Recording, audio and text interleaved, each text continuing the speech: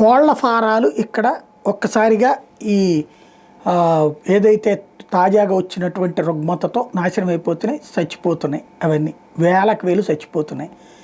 దీని ఇంపాక్ట్తో అక్కడ అంటే ఆల్రెడీ బతికున్న కోళ్ళని ఉన్న కాడికి ఎక్కడికో చోటకి అమ్మేద్దామని చూస్తున్నారు అక్కడ ఉన్నటువంటి వ్యాపారస్తులు, రైతులు.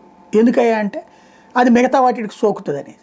అయితే మిగతా జిల్లాల వాళ్ళు ఈ గోదావరి జిల్లాల కోళ్ళు కొనడానికి ఇష్టపడట్లేదు. ఎందుకని? వాటికి ఒకవేళ తెలియకుండా ఆల్రెడీ తెగులు వచ్చేసి ఉంటే అవి వచ్చి మళ్ళీ ఇక్కడ కోళ్ళల్లో కలిస్తే ఇవి చచ్చిపోతే అది కాస్త బర్డ్ ఫ్లూ ఇతర ప్రాంతాలకి పాకిపోతుంది అన్నటువంటి భయం. దీంతో వీళ్ళు ఏం చేస్తున్నారు, ఈ కోళ్ళన్నిటి పట్టుకుని హైదరాబాద్ బాట పడుతున్నారు, తెలంగాణలో అమ్మేద్దామని చెప్పి. దాంతో తెలంగాణ ప్రభుత్వం అలర్ట్ అయిపోయి బోర్డర్స్లో చెక్ పోస్ట్ పెట్టి కోళ్ళకి సంబంధించినటువంటి ట్రాన్స్పోర్టేషన్ ఏదన్నా ఆపేసి వెనక్కి పంపించేస్తున్నారు.